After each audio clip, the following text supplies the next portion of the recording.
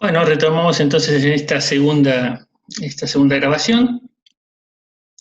Sobre el final de la primera habíamos visto como en el índice de transparencia internacional, eh,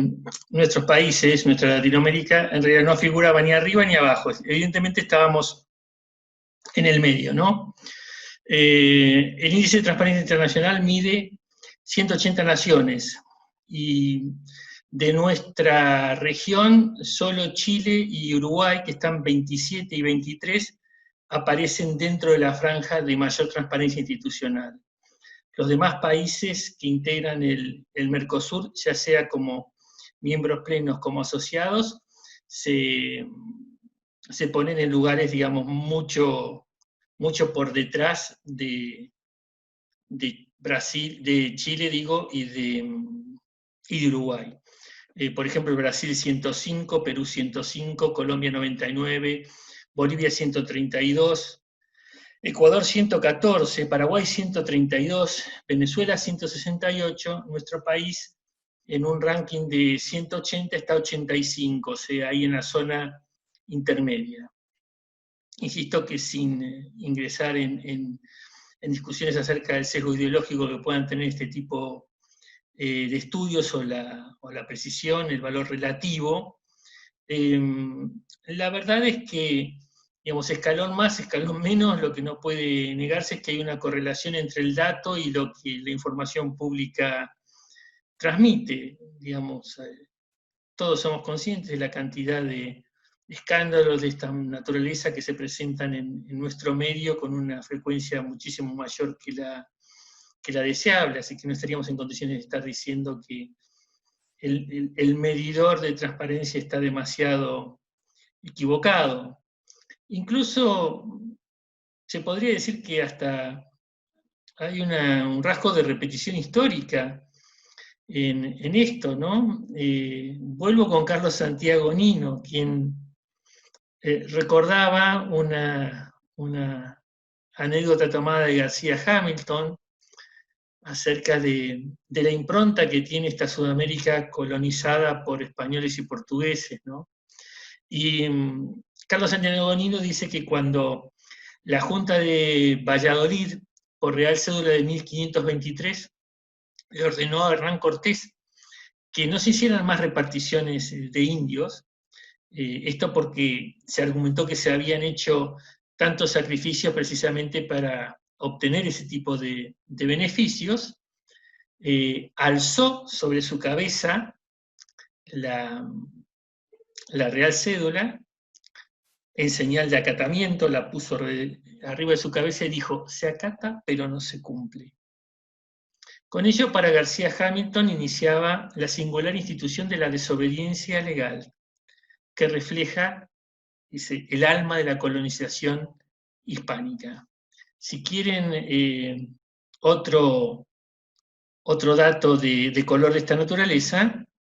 un rasgo característico del virreinato del Río de la Plata fue el contrabando, que permitió el desarrollo del puerto de Buenos Aires, rompiendo el monopolio del comercio con España que se había impuesto por los Austrias a sus colonias. Felipe Piña ha ilustrado sobre la singular vinculación de una efeméride con este delito. El 2 de septiembre, es decir, en apenas unos días, es el Día de la Industria. ¿Y qué conmemoramos? Bueno, conmemoramos la primera exportación de productos nacionales, que fue el envío de la carabela San Antonio desde Buenos Aires hacia Brasil, con un cargamento de tejidos y de bolsas de harinas de Santiago del Estero, que había gestionado el obispo de Tucumán, Francisco de Vitoria. ¿Qué había dentro de las bolsas? El gobernador de Tucumán, Ramiro de Velázquez, denunció que iban piezas de plata de Potosí, cuya remisión estaba prohibida. Así, dice Felipe Piña, en definitiva, se estaría festejando como Día de la Industria un contrabando. Si abandonamos esta perspectiva histórica de siglos pasados y focalizamos en el reciente, bueno, modernamente se sostiene que las sucesivas dictaduras y los golpes de Estado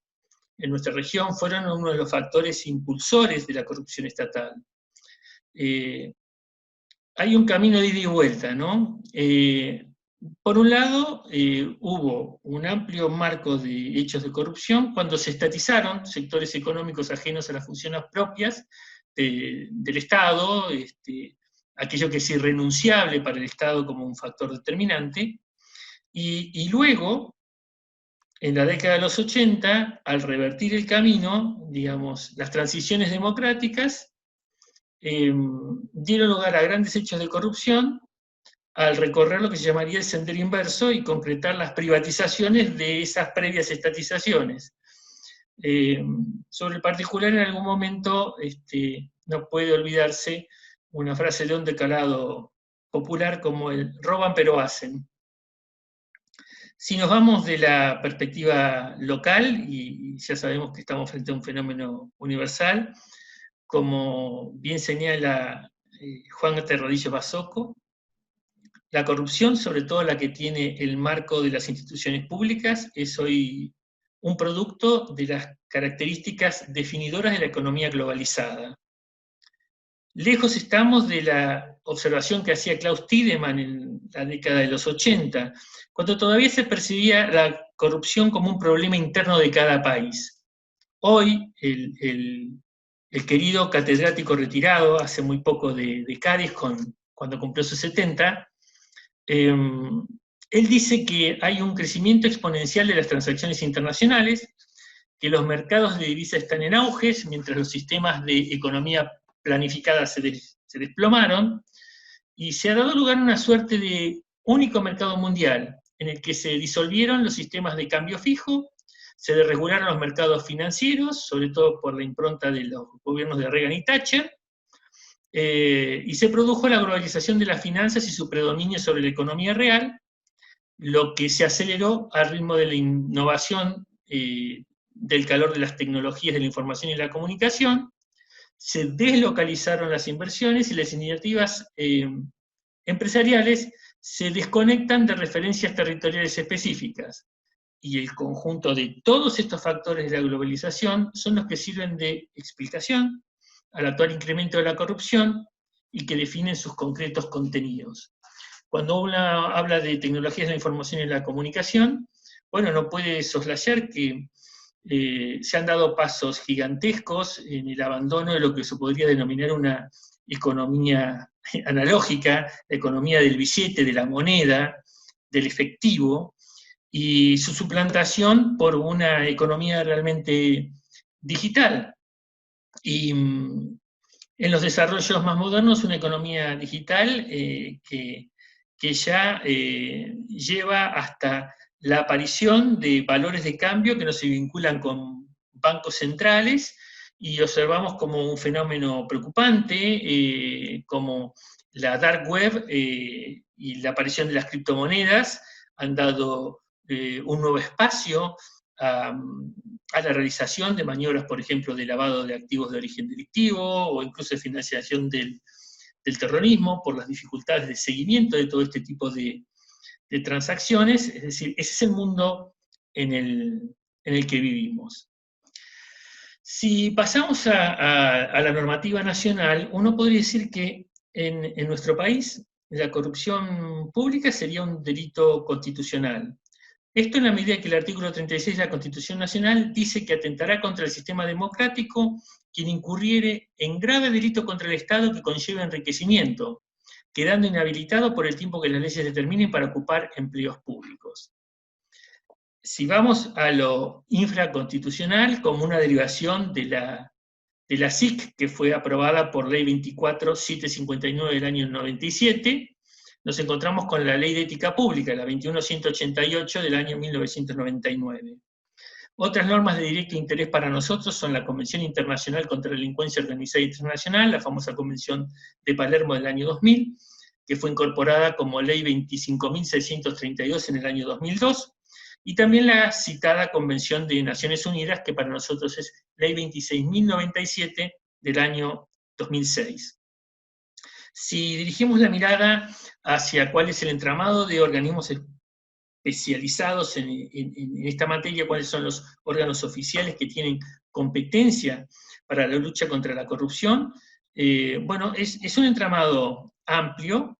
en el que van desde la Oficina Anticorrupción y la Procuraduría de Investigaciones Administrativas,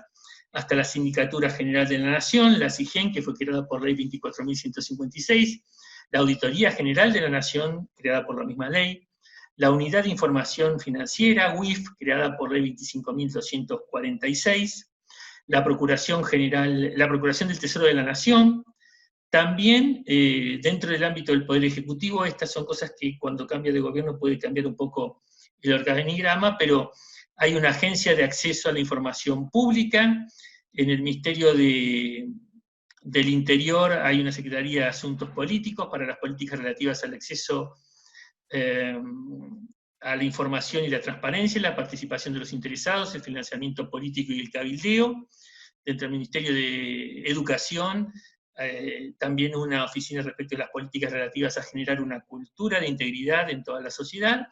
y en la Jefatura de Gabinete de Ministros hay una Secretaría de Fortalecimiento Institucional, creada por Decreto 6 del 2018, esto habría que checar si no tuvo cambio de nombre, probablemente haya desaparecido la función con el nuevo gobierno, y la Secretaría de Gobierno de Modernización para las políticas relacionadas con la gestión de recursos humanos, la capacitación, la cultura organizacional, la gestión pública y lo que llamaríamos el gobierno abierto. Entonces, un pilar central dentro de esta cuestión es para nosotros, dijimos, la ley de ética pública. Adán Nieto Martín y Beatriz García Moreno señalan que la idea de ética pública como mecanismo de control de la corrupción en las administraciones públicas aparece con fuerza en realidad en el mundo anglosajón entre fines de la década del 70 y comienzos de la década del 80. El informe Nolan en el Reino Unido es el que puso de manifiesto el punto de partida de esta nueva estrategia. No alcanza para la prevención de prácticas corruptas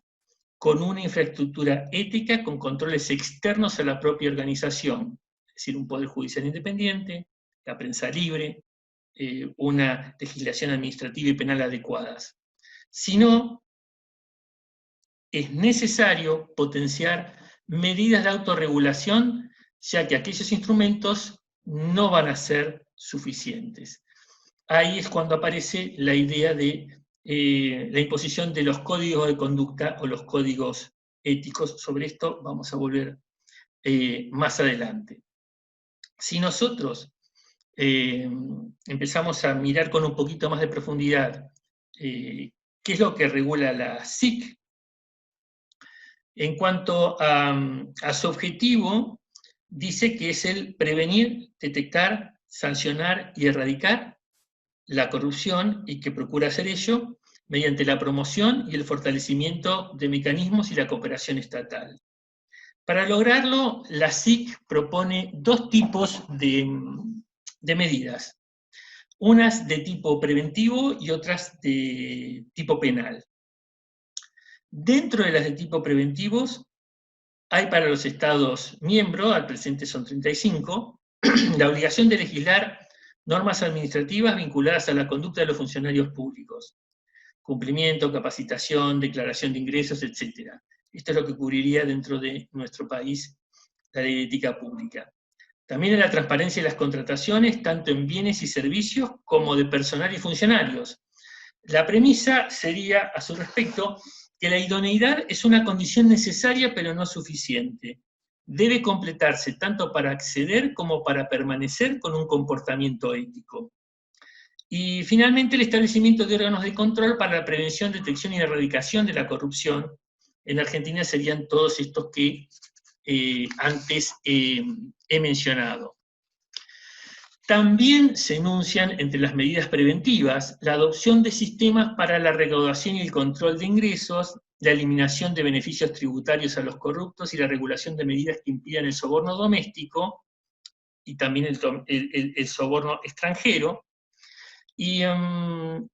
que se incluye la protección a los denunciantes, lo que significaría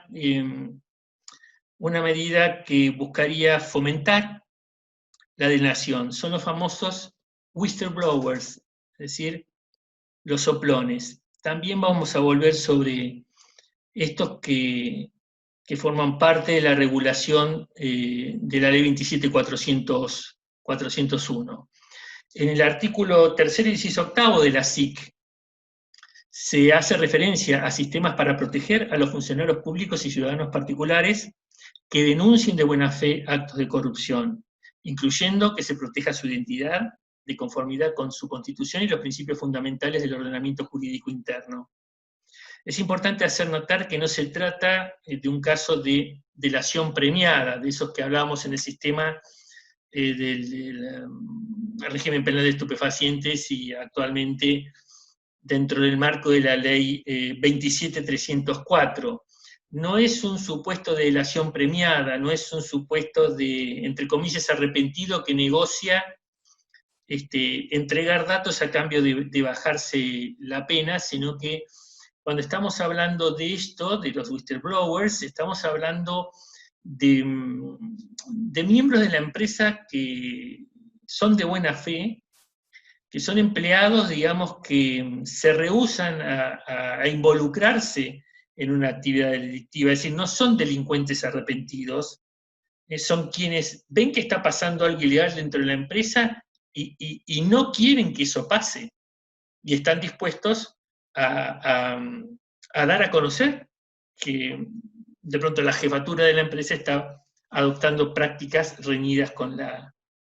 ética, con la competencia leal, con la forma adecuada de negociar. Beatriz García Moreno resalta que siendo la transparencia y el diálogo los pilares sobre los que asienta la efectividad de un programa de integridad, un programa de compliance, los canales de denuncia pueden jugar un papel esencial en este sentido. Y aquí hay un cambio drástico de visión. Sin perjuicio de que más adelante vamos a volver sobre esto, es importante ahora ya dejar sentada que la idea de que esa mirada tradicional de un cierto favorecimiento del silencio impuesto en forma tácita o en forma expresa a los empleados, a quienes forman la empresa, un poco la idea de la omertá, ¿no? El silencio de la omertá, el hermetismo para que los trapos sucios se limpian dentro de casa, y esto era visto como un acto de lealtad hacia la compañía. Esta forma de ver las cosas está tratando de ser suplida, reemplazada por una dinámica totalmente distinta,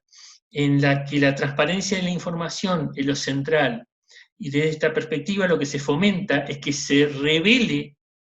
lo que podría ser negativo sobre la organización, que puede ser un ilícito, pero también simplemente puede ser un comportamiento poco ético que no llega a ser un delito. Mateo Bermejo dice que el whistleblowing entonces configura una suerte de sistema de reporte interno de irregularidades. Y desde este punto de vista uno diría que su relación más directa está con esos programas de compliance y con los códigos éticos que además ya se observan tanto dentro del sector público como dentro del sector privado. En el marco de las personas de existencia ideal, digamos que su adopción puede traducirse eventualmente en una reducción de las eventuales sanciones hacia la misma. Vamos a volver entonces después también sobre esta cuestión. Retomo la SIC. Habíamos entonces hablado de medidas preventivas y hay además entonces medidas de naturaleza penal. Dentro de ellas está la obligación de tipificar determinadas conductas que se presentan en un entramado en el que se distinguen supuestos, en las que la obligación es de carácter absoluto, otros en los que está subordinado a lo que permita la forma en que el derecho interno está organizado, y finalmente casos que ya han sido vigentes y valorados en forma positiva. Dentro del primer segmento, digamos, la obligación absoluta de legislar, los artículos 6 y 7 mencionan al soborno o cohecho activo y pasivo. el lavado de activos de origen delictivo y el incumplimiento de deberes de funcionario público o la administración fraudulenta. Podemos anotar que tanto el anteproyecto de reforma integral del Código Penal de 2014 como el actual proyecto de Código Penal con tratamiento parlamentario desde marzo de 2019 han mantenido estas tipicidades, e incluso en algún caso, en el último proyecto, digamos, aumentando las penas. El segundo segmento es el correspondiente a la obligación subordinada a principios fundamentales. Los artículos 8 y 9 incluyen aquí al soborno transnacional, que tiene como antecedentes aquella Foreign Corrupt Practices Act, la Convención para combatir el soborno de funcionarios públicos extranjeros en las transacciones comerciales de la OCDE, firmada en París el 17 de diciembre de 1997, y las convenciones de Viena de 1926 y 1931. Y también el enriquecimiento ilícito, que fue incorporado a propuesta argentina, según ha resaltado en un paper mi hermano Fabián Luis Riquer. Este último es un tipo que, para nuestro derecho, viene receptado en el artículo 36 fin de la Constitución Nacional y se recoge en el artículo 282, segundo párrafo del Código Penal. Pese a que sabemos que hay una profusa discusión en torno al tipo y su constitucionalidad, la verdad es que las iniciativas del eje Ferenda que mencioné antes lo siguen manteniendo. Último segmento, el que se vincula a las obligaciones que ya han sido valoradas positivamente o de desarrollo progresivo. En este caso, el artículo 11 prevé el uso de la información reservada o privilegiada, el uso de bienes del Estado peculado, la obtención ilícita de beneficios y el desvío del objeto de bienes o la llamada malversación de caudales. Es importante no olvidar que el documento de Buenos Aires, que se firmó el 4 de mayo de 2001, con el fin de seguir y controlar el cumplimiento de la SIC, creó un mecanismo, el que llamamos Mecanismo de Seguimiento para la Implementación de la Convención Interamericana contra la Corrupción. Se utiliza la sigla MESISIC. En virtud de este se requieren informes anuales a los estados signatarios acerca de todos estos aspectos que fuimos mencionando. También dentro del ámbito de lo que serían las medidas de naturaleza penal que reclama la SIC, se incluyen las de cooperación. En concreto, el artículo 13 habla de la extradición, a la que el artículo 17 define como un acto de naturaleza política, y el artículo 14 se refiere a la asistencia y cooperación, dentro de las que están la información y búsqueda de prueba, así como el decomiso, artículo 15, el levantamiento del secreto bancario, artículo 16, y la asistencia técnica, de nuevo artículo 14. En nuestro país, además de los convenios bilaterales o multilaterales que tenemos signados sobre todos estos aspectos, no puede olvidarse que tenemos un instrumento genérico como es la Ley 24767 del año 96, que es la Ley de Cooperación Internacional en materia penal. Esta Ley de Cooperación Internacional en materia penal rige supletoriamente para todo aquello que se vincule a la inexistencia de un convenio bilateral o multilateral, o, cuando lo hay, es el modo de encontrar la pauta interpretativa de los que existan. Voy cerrando entonces ya este segundo segmento, con una referencia entonces a la Ley 27401, que viene a hacer entonces un paso más en dirección hacia un tratamiento que se pretende más eficaz en esta materia, implementando un sistema de responsabilidad penal para las personas jurídicas privadas con relación a un acotado pero específico grupo de tipicidades. Los tipos que se incluyen como de aplicación en relación con la 27401 son el cohecho y tráfico de influencias nacional y transnacional, artículos 258 y 258 bis del Código Penal, las negociaciones incompatibles con el ejercicio de las funciones públicas, artículo 265, la concusión, artículo 268, el enriquecimiento ilícito de funcionarios y empleados, artículos 268.1 y 268.2, y finalmente balances e informes falsos agravados del artículo 300 bis. Salvo este último, que es un delito contra la fe pública, El resto son todos delitos contra la administración pública. Lo que se procura, según enfatiza Sandro Abraldes, es preservar el buen funcionamiento, la capacidad de prestar servicios mediante la protección de las concretas cualidades de la administración pública que caracterizan al buen ejercicio de la actividad administrativa. El resguardo penal apunta a que los funcionarios públicos sirvan a los intereses generales con objetividad, imparcialidad y pleno sometimiento al derecho. La ley 27.401, además, hizo algunas adecuaciones en otras figuras, rápidamente el 258 bis, el 265, el 266, el 268, el 268.2, el 259 bis, el 300 bis y un nuevo párrafo en el 268 primero. Cierro entonces llamando la atención sobre que la opción de incluir lo relativo a las falsedades documentales, las falsedades contables, perdón, ha sido ponderado como singularmente adecuado, tal la opinión de Pilar Ortega González, que me parece muy apropiada, porque no debe perderse de vista que es mucho más fácil probarlas, delimitar los elementos del delito de cohecho. Desde esta perspectiva es que se propicia dentro de una estrategia anticorrupción en las empresas que se haga hincapié en la detección de la famosa caja B, con la que se pagan entonces los sobornos.